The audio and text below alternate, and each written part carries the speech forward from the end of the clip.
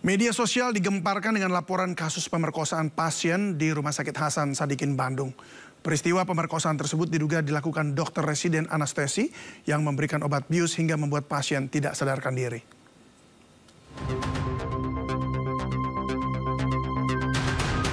Laporan dugaan kasus pemerkosaan tersebut pertama kali diunggah akun Instagram PPDSgram. Dalam unggahannya diceritakan alur kejadian di mana seorang pasien laki-laki yang ditemani anak perempuannya tengah dirawat di ICU. Korban saat itu sebenarnya hendak diambil sampel darahnya untuk orang tua korban di ICU yang memerlukan donor sebelum operasi. Diceritakan tidak memahami proses yang dilakukan dan hanya mengikuti arahan dokter. Di gedung MCHC lantai 7, korban disuruh ganti baju memakai baju pasien oleh pelaku sebagai bagian dari proses cross-match melalui P yang ia juga tak paham. Kemudian dimasukkan mizolam atau obat bius melalui proses 4 di tangan.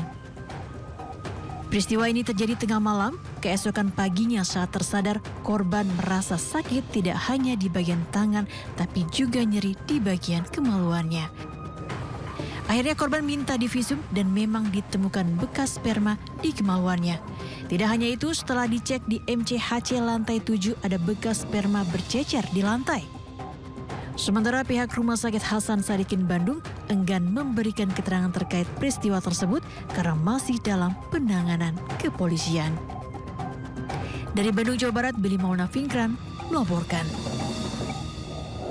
Seorang guru besar Fakultas Farmasi Universitas Gadjah Mada Yogyakarta diduga terlibat kekerasan seksual kepada belasan mahasiswi. Modusnya dengan mengajak korban melakukan bimbingan tugas akhir di rumah sang dosen. Kasus dugaan kekerasan seksual yang melibatkan guru besar terjadi di Universitas Gadjah Mada, Yogyakarta. Pelaku diduga seorang guru besar berinisial EM dengan jumlah korban belasan mahasiswi. Kasus ini terjadi sejak akhir 2023 hingga pertengahan 2024. Modus pelaku dengan mengajak korban melakukan diskusi, bimbingan tugas akhir, hingga kegiatan lomba di rumah pelaku. Saat ini, pelaku sudah dipecat sebagai dosen. Pelaku juga tengah dalam proses pemecatan sebagai ASN dan guru besar. Dalam waktu 1-2 hari ini, pimpinan universitas akan mengeluarkan keputusan tim pemeriksa disiplin kepegawaian kepada proses. Dalam proses itu nanti akan diklarifikasi beberapa pelanggaran-pelanggaran yang dilakukan khususnya untuk disiplin kepegawaian. Setelah selesai pemeriksaan, hasilnya akan diserahkan ke rektor. Rektor akan bersurat kepada menteri. Keputusan akhir ada di kementerian. Saat ini, pihak universitas tengah fokus melakukan pendampingan kepada para korban karena sebagian mahasiswi belum lulus dari kampus. Dari Sleman, Yogyakarta, Heru Triyoko, iNews melaporkan. Kita ke informasi lain, penolakan Undang-Undang TNI hingga kini masih disuarakan. Sejumlah massa mendirikan tenda di depan pintu gerbang Pancasila, gedung DPR RI, sebagai bentuk protes atas pengesahan revisi Undang-Undang TNI. Hampir 3 pekan setelah disahkannya Undang-Undang TNI dalam rapat paripurna oleh DPR RI pada Maret lalu, penolakan atas hal tersebut masih terus disuarakan oleh masyarakat. Sejumlah massa masih menggelar aksi damai dengan mendirikan tenda di depan pintu masuk gerbang Pancasila, gedung DPR RI. Aksi dari sejumlah masyarakat ini merupakan salah satu bentuk penolakan terhadap Undang-Undang TNI, sekaligus mendesak pemerintah untuk membatalkan pengesahan Undang-Undang tersebut.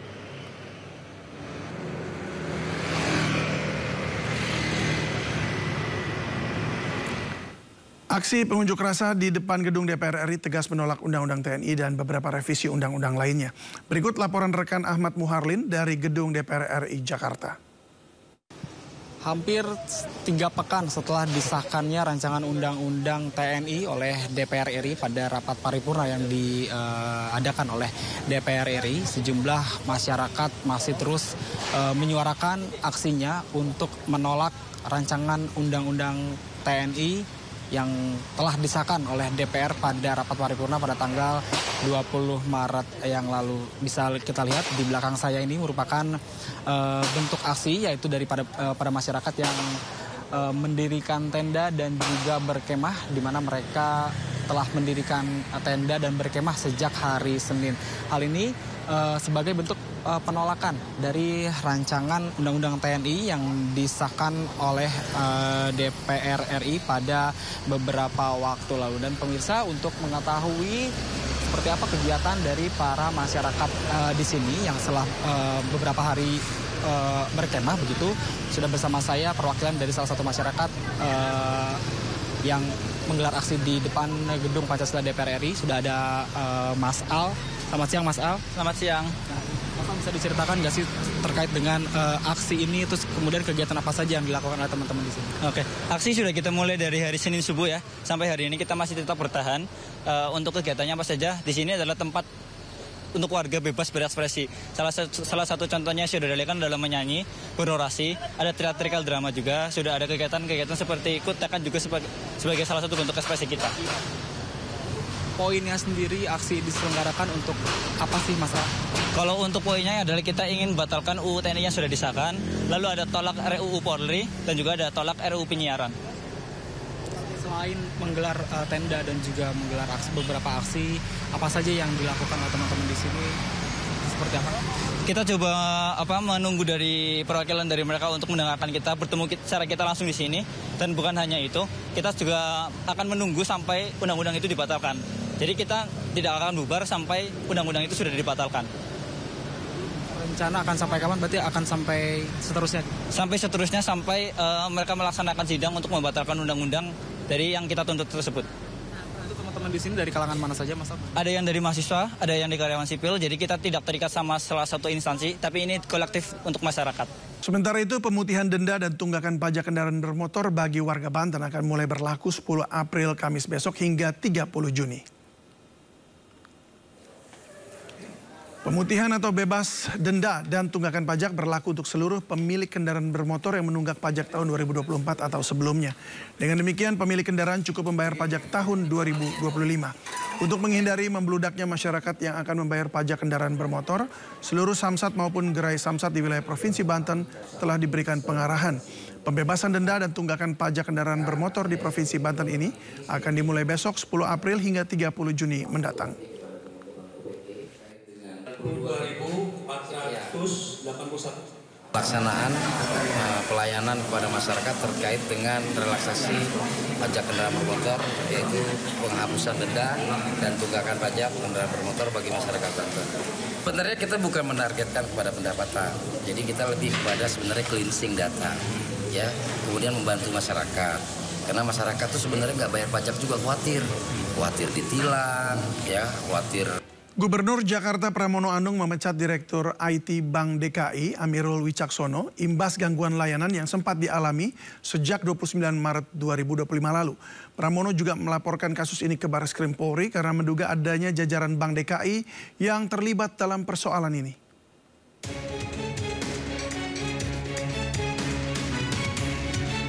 Gubernur DKI Jakarta Pramono Anung mengambil langkah tegas atas masalah gangguan layanan transaksi perbankan Bank DKI yang tengah dikeluhkan nasabah selama libur Lebaran 2025. Pramono memutuskan untuk memecat Direktur Teknologi dan Operasional Bank DKI Amirul Wicaksono dari jabatannya. Selain itu, Pramono juga melaporkan masalah ini ke Barreskrim Polri. Ia meminta permasalahan ini diusut tuntas dan diproses secara hukum. Pramono menduga kuat adanya keterlibatan orang dalam pada insiden yang mengakibatkan terganggunya layanan perbankan sejak akhir Maret lalu, sehingga ia meminta agar lembaga independen agar melakukan audit dan monitoring segala bentuk transaksi yang terjadi dalam Bank DKI. Karena kejadiannya sudah 3 kali, maka saya memutuskan. Yang pertama, semuanya dilaporkan kepada Barreskrim. Yang kedua, diambil tindakan kepada Direktur IT karena sudah berulang kali. Ini yang ketiga kali. Dibebas tugaskan. Dan jabatan itu dirangkap oleh Direktur Umum. Dan mulai berlaku kemarin.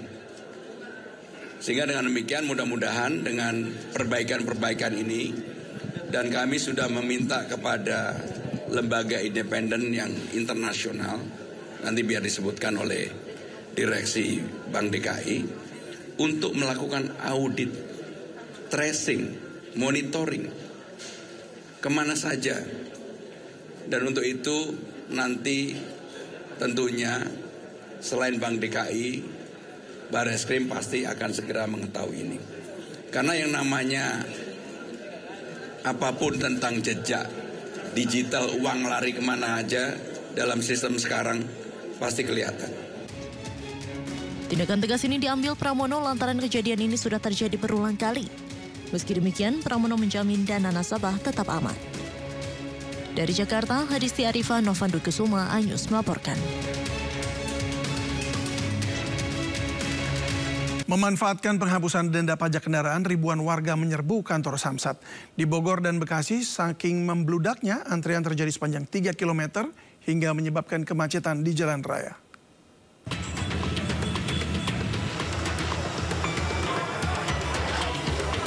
Ribuan wajib pajak menyerbu kantor Samsat Kabupaten Bogor usai libur cuti bersama Hari Raya Idul Fitri.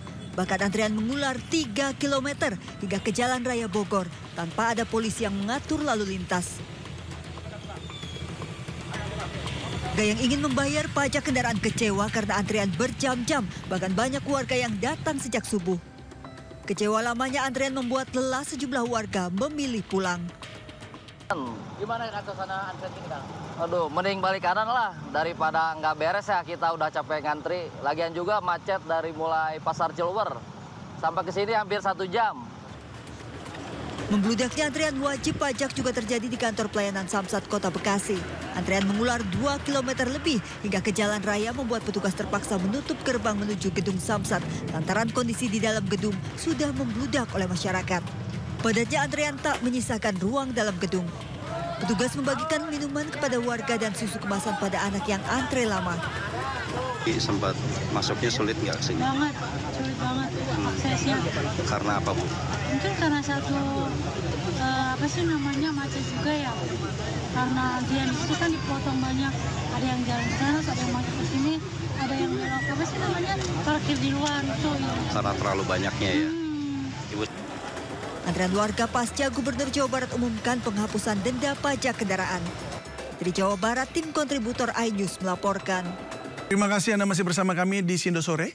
Presiden Prabowo Subianto akhirnya bertemu dengan Presiden ke-5 Megawati Soekarno Putri. Pertemuan berlangsung pada Senin malam selama 1,5 jam dan dilakukan secara tertutup di kediaman Megawati Soekarno Putri di Jalan Teguh Umar, Menteng, Jakarta Pusat.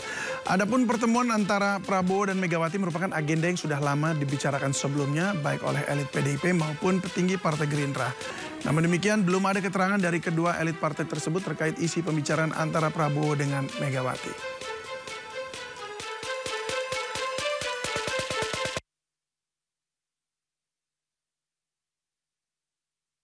Sementara itu, foto pertemuan antara Presiden Republik Indonesia Prabowo Subianto dan Ketua Umum PDIP Megawati Soekarno Putri juga diunggah oleh Ketua Harian Partai Gerindra Sufmi Dasko Ahmad di akun Instagram miliknya. Dalam unggahan tersebut, Sufmi Dasko memberikan caption singkat, "Alhamdulillah merajut kebersamaan untuk Indonesia kita." Pertemuan yang digelar pada tanggal 7 April kemarin dilakukan di kediaman Megawati di Jalan Teguh Umar, Jakarta Pusat.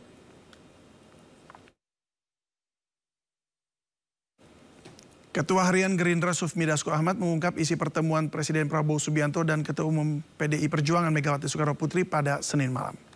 Semalam memang ada pertemuan silaturahmi antara Pak Prabowo dan Bu Megawati di kediaman Bu Megawati di Teguh Umar. Pertemuan silaturahmi dalam rangka Hari Raya Idul Fitri. Ya kalau semalam ini kan antara Pak Prabowo dengan Bu Mega memang hubungan selama ini baik-baik saja dan bersahabat, sehingga ya pertemuan semalam itu adalah pertemuan kekeluargaan, kerabat dan hangat,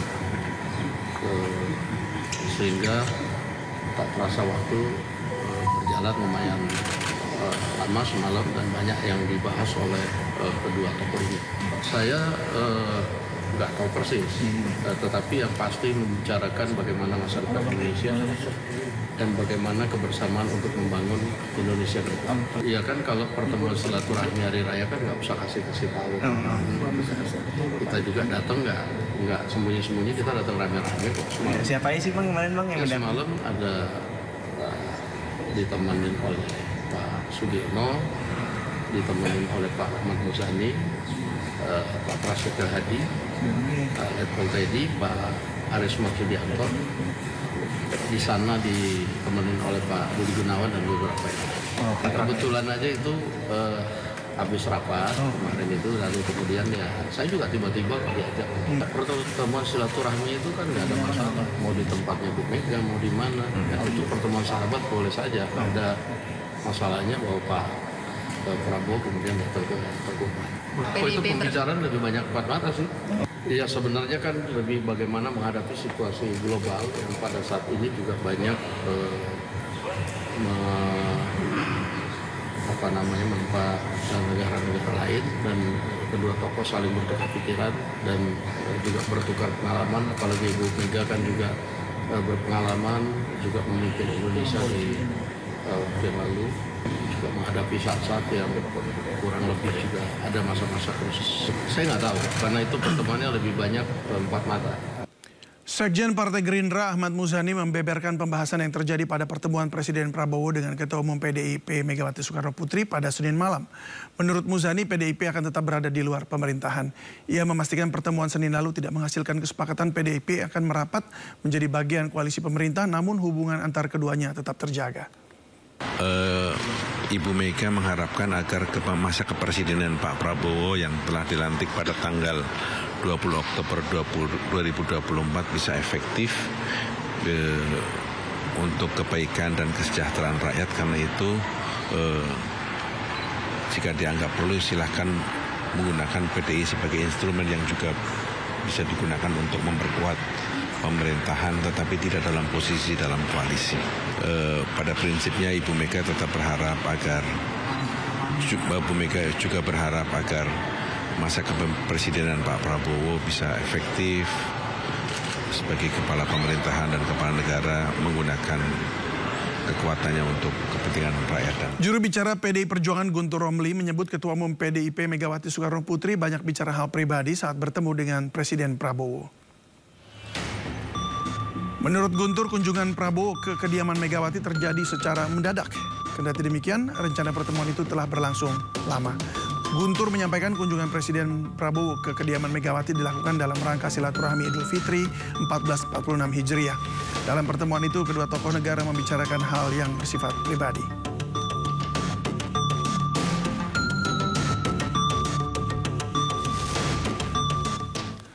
Presiden Prabowo Subianto akhirnya bertemu Ketua Umum PDIP Megawati Soekarno Putri usai rencananya pertemuan keduanya sejak Prabowo memenangkan Pilpres Oktober 2024 lalu.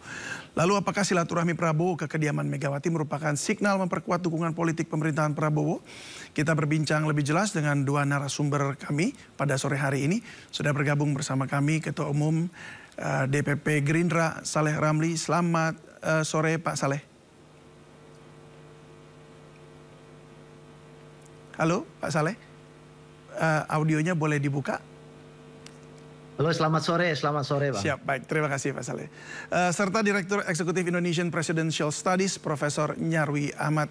Selamat sore Bung Nyarwi. Selamat sore. Ya, terima kasih sudah bergabung. Kami juga sudah mengundang perwakilan PDI Perjuangan, namun belum ada yang bisa bergabung. Saya ke Pak Saleh dulu. Pak Saleh, ini ada kata silaturahmi dalam pertemuan Prabowo dengan Megawati Soekarno Putri setelah perencanaan keduanya pasca Pilpres tahun lalu ya. Nah, ini apa saja yang dibicarakan dalam silaturahmi ini? Saya kira seperti apa yang sudah disampaikan oleh beberapa pimpinan partai politik Gerindra, baik ketua harian maupun sekjen, bahwa pertemuan ini memang pertemuan antara dua sahabat, dua tokoh bangsa yang hari ini melihat bahwa bangsa Indonesia harus bersatu, harus bersama-sama dalam menghadapi tantangan-tantangan Indonesia masa depan, tantangan-tantangan yang hari ini kita lihat bersama. Dunia global hari ini yang penuh dengan berbagai persoalan-persoalan, isu-isu yang kita harus kuat di dalam negara kita sendiri sebagai sebuah bangsa gitu.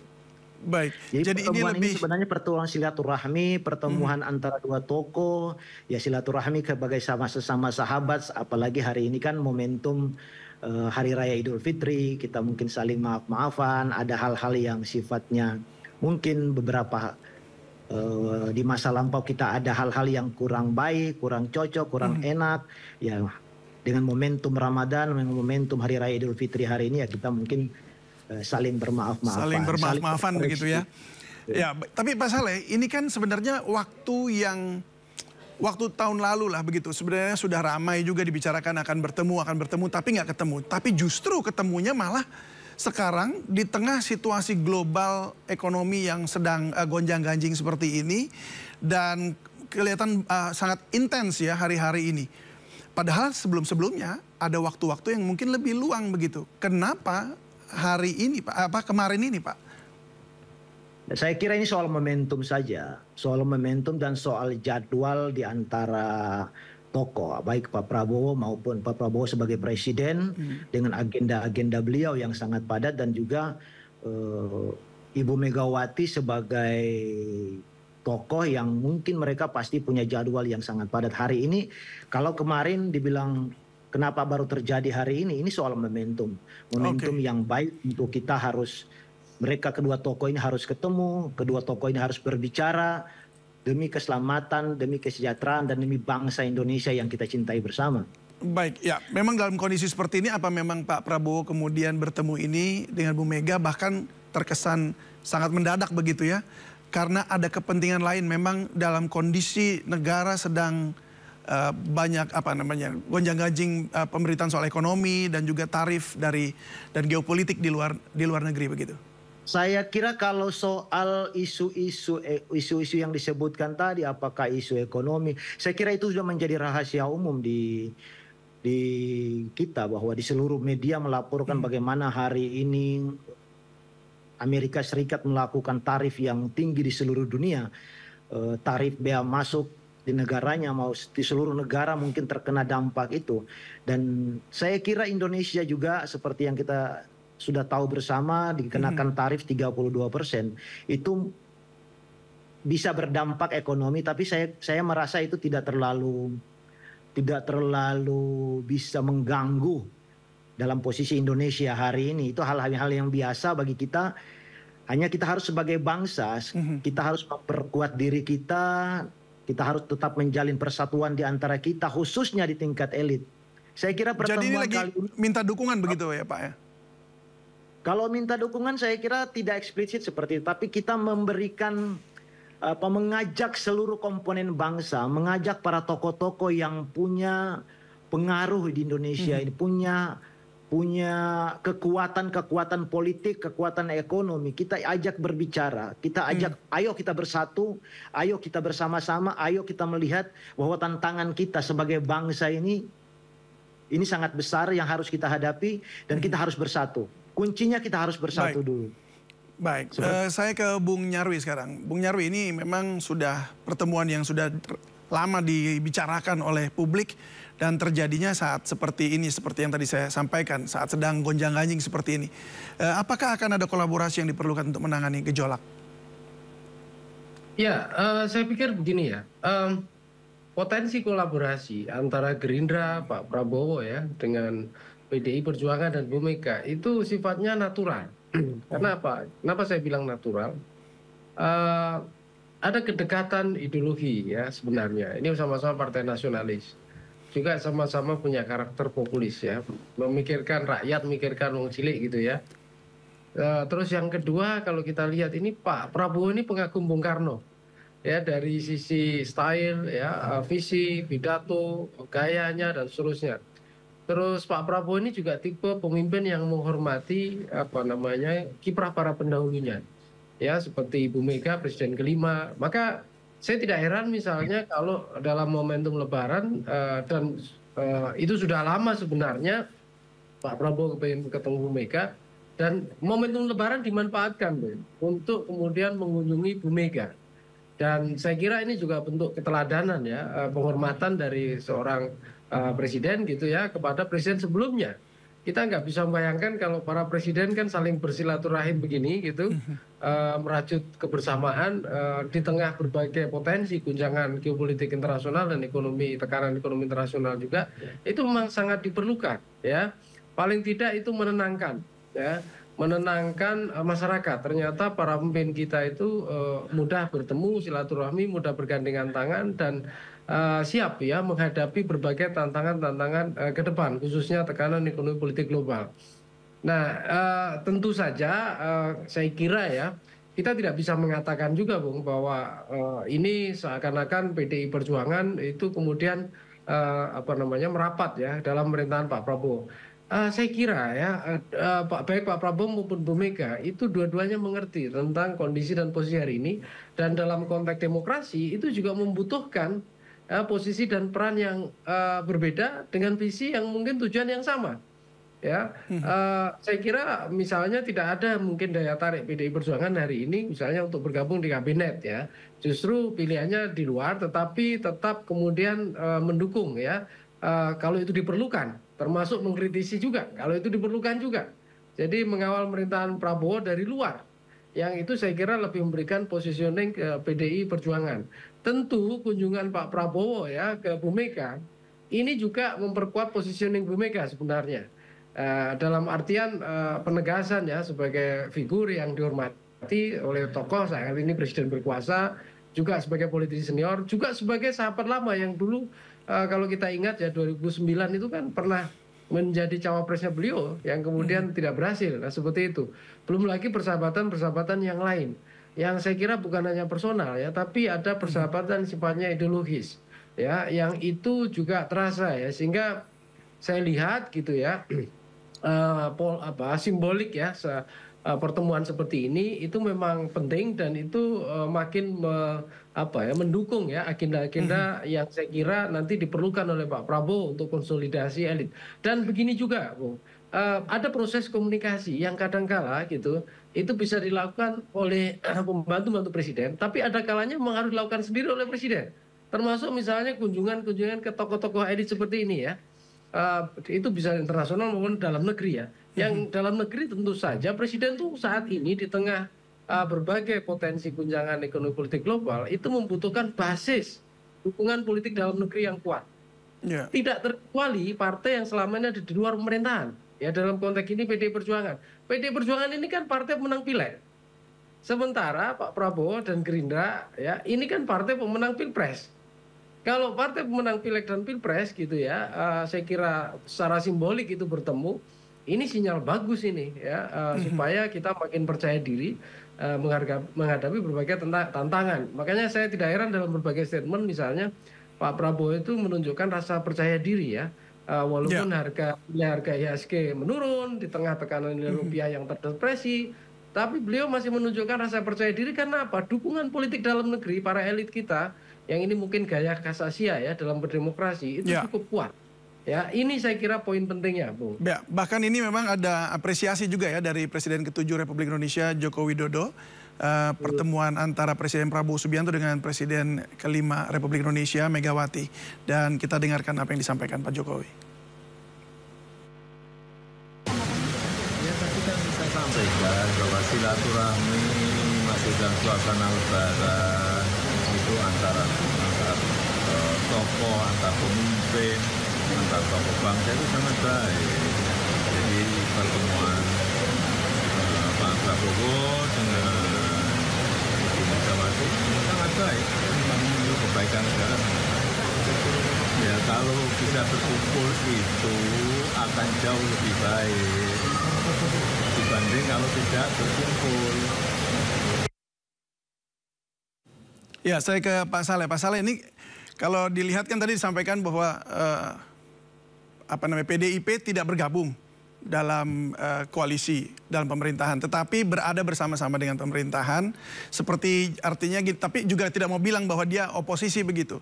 Jadi seperti ada setengah kaki di mana, setengah badan di mana begitu ya.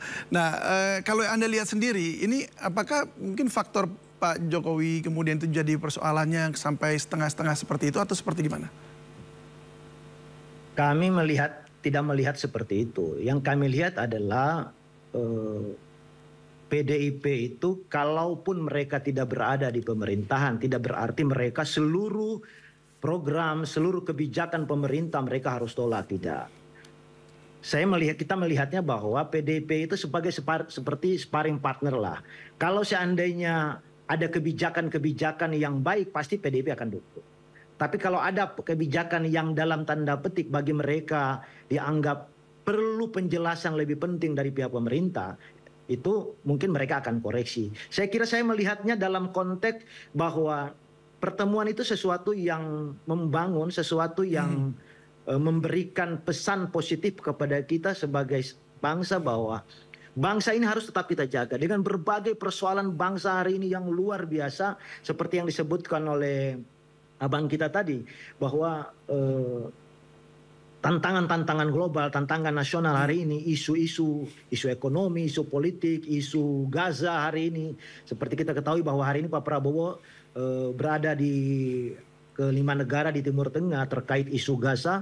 Ini berbagai macam negara itu menginginkan Indonesia ikut terlibat dari berbagai isu-isu nasional, isu maupun isu-isu internasional.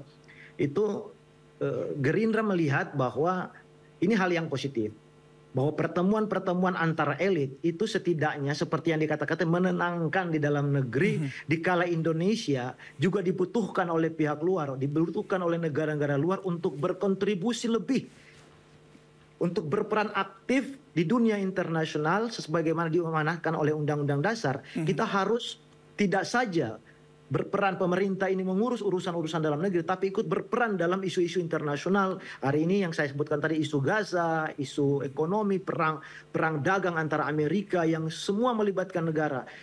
Nah, konteks hari ini, kalau ada pertemuan tadi disampaikan bahwa PDIP seakan-akan setengah-setengah lah, satu kakinya umpamanya di pemerintahan, saya kira tidak seperti itu.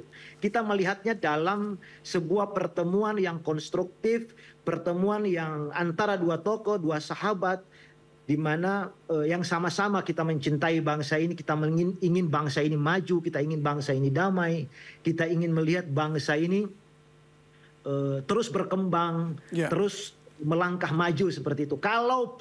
Kalaupun ada koreksi di perjalanan, kita melihat itu sebagai koreksi yang baik, koreksi yang positif dari sesama partai politik, sesama mitra politik, ataupun walaupun mitra dalam pengertian dia berbeda dalam beberapa pandangan politik.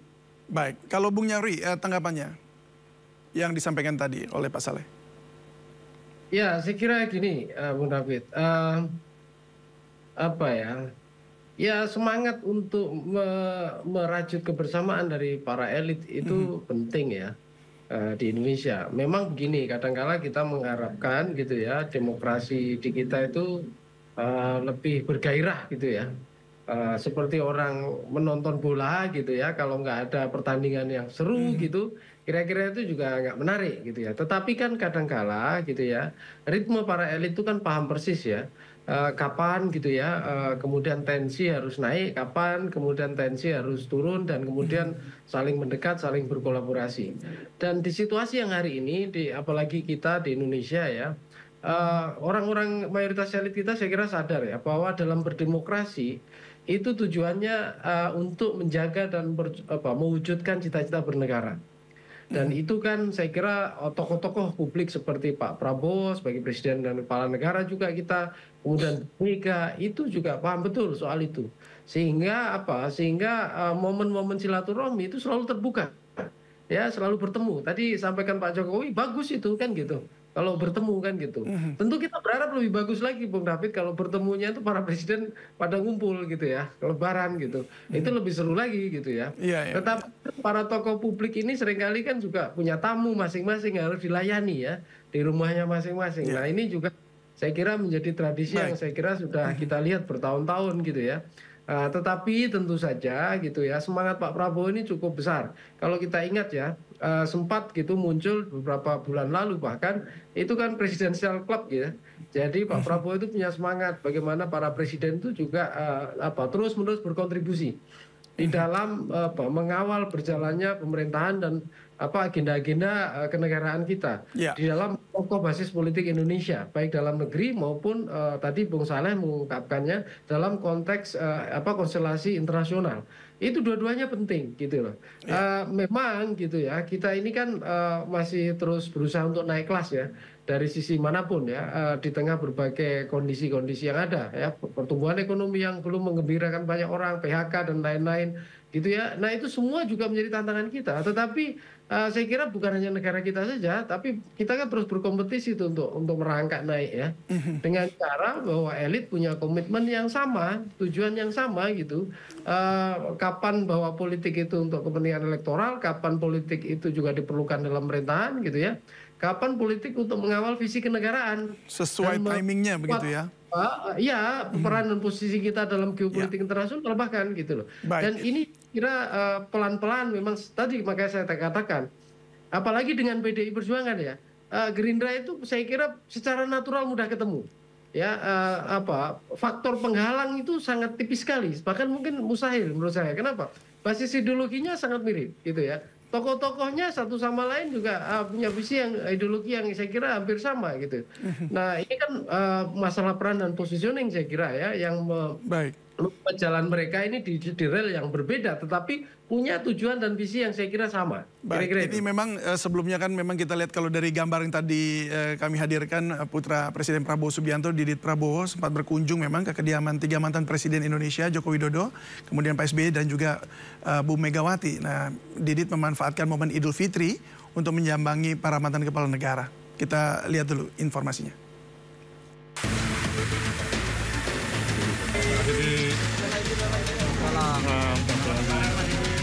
Putra Presiden Prabowo Subianto, Gowo Hedi Prasetyo Joyo Hadikusumo atau Didit Prabowo berkunjung ke kediaman Presiden RI ke-7 Joko Widodo di hari pertama perayaan Idul Fitri 2025. Kedatangan Didit Prabowo dalam rangka silaturahmi di momen Hari Raya Idul Fitri. Setelah berada di kediaman Jokowi selama sekitar 40 menit, Didit keluar tanpa menjawab pertanyaan awak media terkait perbincangannya bersama Joko Widodo. Didit hanya mengucapkan selamat Idul Fitri ke awak media. Selamat Idul Fitri. Mas, sebelumnya ke Ibu Megawati, sekarang ke Pak Jokowi, Mas. Apa memang ada perintah dari Bapak, Mas? Selamat Idul Fitri, Mas. Tadi ada pesan khusus dari Bu Mega gitu nggak, Mas? Ada pesan dari Bapak nggak, Mas, untuk Pak Jokowi? Ada pesan dari Bapak untuk Pak Jokowi, Mas? Sebelum berkunjung ke rumah Joko Widodo, Didit Prabowo juga bersilaturahmi ke kediaman Presiden RI ke-5 sekaligus Ketua Umum PDI Perjuangan, Megawati Soekarno Putri. Usai bertemu Megawati, Didit pun langsung keluar tanpa mengucapkan sepatah kata pun. Safari silaturahmi Didit ke mantan kepala negara juga termasuk ke Presiden RI ke-6 Susilo Bambang Yudhoyono. Didit membagikan foto selfie-nya bersama SBY saat acara open house di Istana Kepresidenan Jakarta di hari yang sama. Tak hanya sowan ke para mantan kepala negara, Didit juga sempat mengumpulkan sejumlah anak presiden saat perayaan ulang tahunnya yang ke-41 tahun, 23 Maret lalu. Anak-anak presiden yang hadir antara lain Gibran Rakabuming, Kaesang Pangarep, Puan Maharani, Guru Soekarno Putra, Agus Harimurti Yudhoyono, Yeni Wahid, dan Ilham Habibie. Safari Didit ke tokoh-tokoh besar dan anak-anaknya ini dinilai sebagai replika politik Prabowo yang hendak menjaga hubungan dengan semua pihak. Ya, tampaknya apa yang juga tadi Bung Nyarwi sampaikan juga bisa tergambarkan dari apa yang anak Presiden lakukan begitu ya, bersafari kemudian membuka jalan juga untuk pertemuan kemarin. Tapi saya kembali ke Pak Saleh. Pak Saleh, ini dalam pembicaraan tersebut, singkat saja, apakah ada pembicaraan soal prolegnas di tahun ini atau kemudian pengesahan RUU seperti ya, RUU yang tertunda, perampasan aset barangkali seperti itu, ada pembicaraan itu? Saya kira pembicaraan belum sampai pada tingkat itu ya. Pembicaraan belum sampai ke tingkat itu, masih sebatas pembicaraan-pembicaraan yang sifatnya ya pembicaraan antara sahabat, banyak membahas isu-isu, bahkan Ibu Mega banyak ya bercanda dan memberikan nasihat-nasihat, masukan-masukan sifatnya personal. Persahabatan hubungannya ini, hubungan personal pertemuannya ini tergambar sebagai pertemuan yang sangat personal antara sosok Pak Prabowo dan Ibu Megawati sebagai sesama, yang satu mantan presiden, yang satu presiden Republik Indonesia. Sebagaimana kita ketahui, Pak Prabowo itu sangat menghormati Ibu Megawati. Selain memang sebagai sebagai presiden Republik Indonesia, mantan presiden Republik Indonesia, juga Pak Prabowo menganggap Ibu Mega itu sebagai senior yang sangat beliau hormati, yang sangat beliau segani selama ini. Baik, saya kira jadi memang lebih kepada persahabatan dan kemudian silaturahmi tadi, dan memang membicarakan soal persoalan di luar. Tapi memang sebab yang ditunggu-tunggu juga adalah sebenarnya di dalam hasil dari undang-undang yang nantinya akan diproses gitu dibuat, karena kita menunggu Pak Prabowo komitmennya untuk memberantas korupsi seperti itu. Nah, kalau dari Bung Nyarwi sendiri, apa yang kita harapkan sebenarnya dari masyarakat Indonesia dari pertemuan antara kedua pemimpin ini? Ya, saya kira masyarakat tentu ya ingin bahwa pertemuan para pemimpin itu punya dampak yang nyata ke masyarakat ya. Artinya itu bukan ritual simbolik saja, ya, pemimpin itu bertemu. Outputnya begitu ya, apa begitu? Ya, kira-kira apa ya yang kemudian bisa memberikan penyegaran bagi kehidupan masyarakat. Dan walaupun itu kita sudah lihat upaya serius dari Pak Prabowo ya, misalnya mengontrol harga, kenaikan harga di masa Lebaran, contohnya begitu. Kemarin juga menyebutkan Satgas PHK bahkan seperti itu. Ya, saya kira pasti Pak Prabowo ya itu juga menerima berbagai masukan ya dari para tokoh. Walaupun tadi disebutkan Bung Saleh ya hanya silaturahmi, kekeluargaan. Saya kira namanya politisi kalau bertemu nggak mungkin 100% nggak ngomong politik, itu sangat mustahil menurut saya. Pasti ada pembicaraan soal politik, pasti ada gitu ya. Nah, tetapi ya tadi ya kita berharap ya David ya tentu ada inspirasi atau pandangan-pandangan baru, karena Pak Prabowo ini kan saya lihat ya bukan sekedar secara terbuka menyatakan sangat terbuka dengan kritik, tetapi saya lihat juga berusaha mencari solusi ya dengan cara bertanya pada orang yang berpengalaman, pakar dan seterusnya, ahli, orang yang punya track record. Saya kira dia akan berusaha hunting untuk mencari solusi berbagai persoalan yang saya kira tiap hari itu disampaikan kepada beliau sebagai presiden. Nah, tapi yang menarik, Bung David ya, ini saya menyoroti peran baru ya dari Didit Prabowo sebagai anak presiden. Saya kira posisi Mas Didit ke depan ini bisa menjadi sangat penting ya untuk merajut ya basis konsolidasi komunikasi antar elit.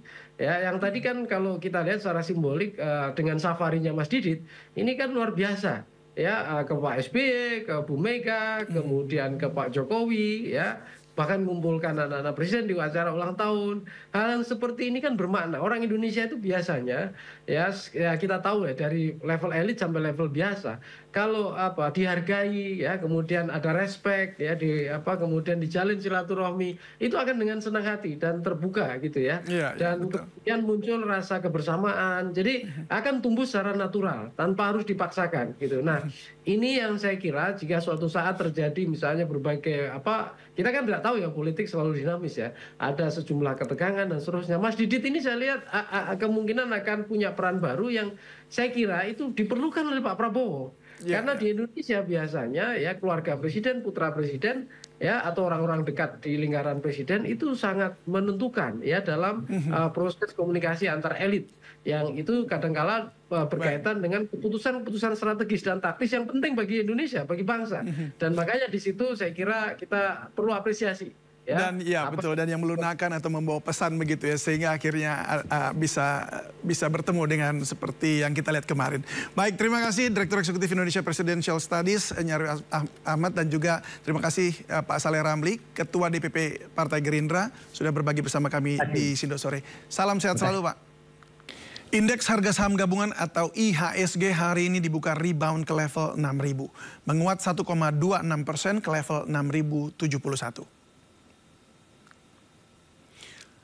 Terdapat 240 saham harganya naik, 143 saham harganya turun, dan 185 saham harganya stagnan. Total volume saham yang diperdagangkan sebanyak 1,06 miliar saham dengan nilai transaksi mencapai 1,04 triliun rupiah. Saat dibuka perdana usai libur lebaran kemarin, pasar saham sempat rontok. BEI sempat melakukan hold atau menghentikan perdagangan selama 30 menit karena IHSG amblas 9% lebih.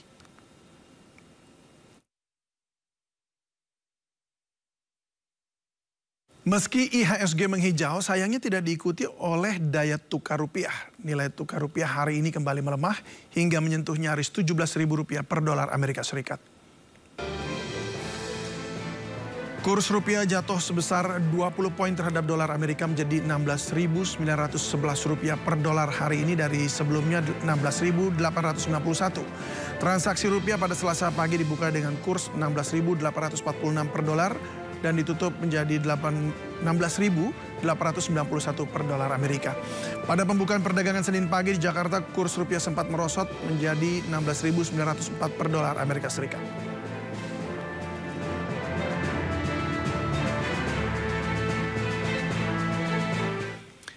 Presiden Prabowo Subianto meminta tidak ada lagi kuota impor komoditas strategis. Menurut Presiden, penghapusan kuota impor lebih baik untuk memudahkan birokrasi. Dalam pidatonya di Sarasehan Ekonomi di Jakarta Selasa kemarin, Presiden meminta penghapusan kuota impor diberlakukan terutama terhadap komoditas yang menyangkut hajat hidup orang banyak. Kebijakan ini dinilai Presiden bagian dari upaya strategis pemerintah untuk merampingkan birokrasi serta memberikan kemudahan bagi para pelaku usaha. Presiden juga menekankan pentingnya menciptakan ekosistem yang mendukung penciptaan lapangan kerja serta mendorong pertumbuhan ekonomi nasional. Shalom, Om. Saya minta ya, ada Menteri Pertanian, ada Menteri Perdagangan, nggak usah ada kuota apalagi semua, nggak ada kuota. Siapa mau impor daging, silakan, siapa aja boleh import. Saudara-saudara, mau impor apa, silakan, buka aja. Rakyat kita juga pandai kok, ya kan? Jangan bikin kota-kota, habis itu perusahaan A, B, C yang hanya ditunjuk, hanya dia boleh import. Enak aja. Iya kan? Udahlah, kita sudah lama jadi orang Indonesia. Udah nggak pakai, jangan pakai praktek-praktek itu lagi gitu, ya. Karantina. Kalau negara kita negosiasi sebenarnya, kalau dia bisa karantina di negara dia sekian bulan, udah aja lah, nggak usah kita lama-lama lagi karantina, buka aja cepat itu semua. Dan ya kita introspeksi diri ya, kita harus introspeksi diri. Institusi kita harus beres, ya. Biaya cukai harus beres, jangan macam-macam lagi, cari prosedur yang mengada-ada, memperlama-lama gitu.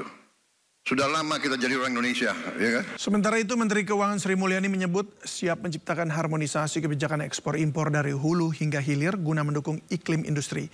Salah satunya dengan memotong PPh impor. Akan melakukan harmonisasi kebijakan dan administrasi perpajakan dan kepabeanan untuk aktivitas impor dan ekspor. Sehingga antara policy di hulu hingga ke hilir akan lebih sinergi. Ini untuk memudahkan berbagai transaksi restitusi, perbaikan proses kerja dan fasilitas impor. Kami juga telah mendapatkan feedback dalam situasi seperti ini, mungkin ada perusahaan merger, akuisisi itu perlu untuk lebih cepat dan biasanya ini terhalangi oleh policy karena adanya implikasi perpajakan. Kami sangat terbuka untuk membuka dan melihat aspek perpajakan agar perusahaan-perusahaan yang perlu melakukan merger akuisisi itu jauh bisa lebih agile karena situasi memang mengharuskan begitu. Beberapa fiscal measure ini kalau dihitung berdasarkan imputed tarif adalah sebagai berikut. Kalau perbaikan administrasi perpajakan dan kepabeanan dari mulai pemeriksaan pajak, restitusi pajak, perizinan, ini ekuivalen mengurangi tarif hingga 2% sendiri. Jadi ini adalah reform yang bisa kita lakukan di pajak bea cukai hanya dari sisi administratif penyederhanaan akan mengurangi beban. Jadi kalau tadi dunia usaha akan kena 32%, ini bisa dengan berbagai reform 2% lebih rendah. Kebijakan perpajakan untuk PPh import, kami akan melakukan penyesuaian untuk produk tertentu yang tadinya antara 2,5 ke hanya 0,5%. Ini berarti mengurangi lagi 2% beban tarif. Jadi anything yang bisa mengurangi tarif karena sudah adanya beban tarif selama belum turun dari Amerika kita akan coba lakukan. Penyesuaian tarif biaya masuk produk import yang antara 5 hingga 10% menjadi 0 sampai 5%, ini berarti mengurangi lagi 5% beban tarif. Ini untuk produk-produk yang berasal dari Amerika Serikat yang masuk dalam Most Favored Nation. Untuk tarif beasiswa, karena kita sering ngasih beasiswa, mohon maaf. Bea keluar untuk CPO kita juga akan lakukan adjustment. Ini juga ekuivalen mengurangi beban hingga 5%.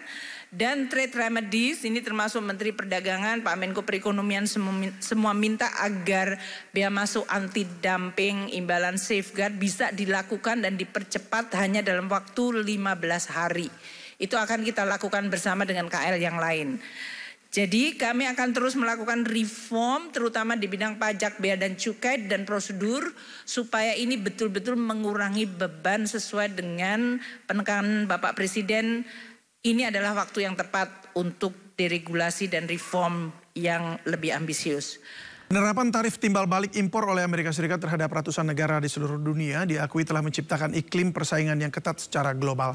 Menteri Keuangan Sri Mulyani menyebut hubungan antar negara tidak lagi terdefinisi dalam konteks teman atau lawan. Penerapan tarif timbal balik impor oleh Amerika Serikat terhadap ratusan negara di seluruh dunia diakui telah menciptakan iklim persaingan yang ketat secara global.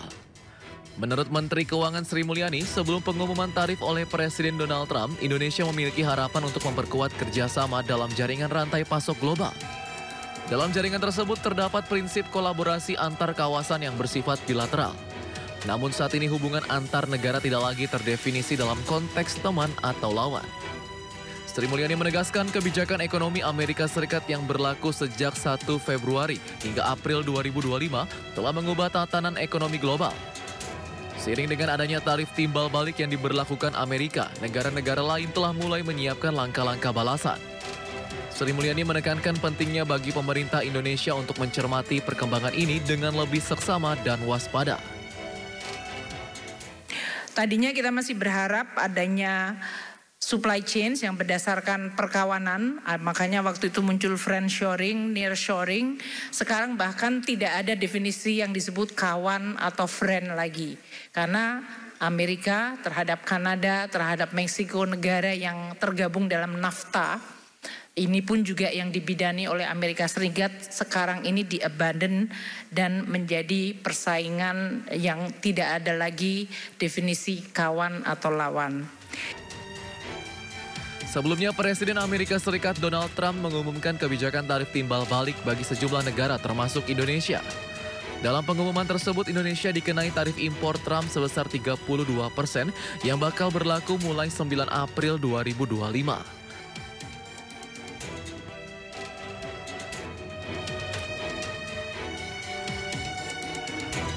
Presiden Prabowo Subianto tiba di Abu Dhabi, Uni Emirat Arab pada Rabu pagi waktu setempat. Kunjungan ini menandai dimulainya lawatan Prabowo ke negara-negara Timur Tengah. Usai mendarat di Bandara International Presidential Flight Abu Dhabi, Presiden Prabowo disambut dengan upacara kehormatan. Penyambutan dilakukan langsung oleh Menteri Energi dan Infrastruktur Persatuan Emirat Arab atau PEA, Suhail Mohammed Al-Mazrul, dan sejumlah pejabat kedutaan PEA untuk Indonesia. Setelah penyambutan resmi, Prabowo bersama rombongan langsung bertolak ke salah satu hotel di Abu Dhabi. Selanjutnya Prabowo dijadwalkan melakukan pertemuan bilateral dengan Presiden PEA, Sheikh Mohammed bin Zayed Al Nahyan di Istana Kash Al Shati.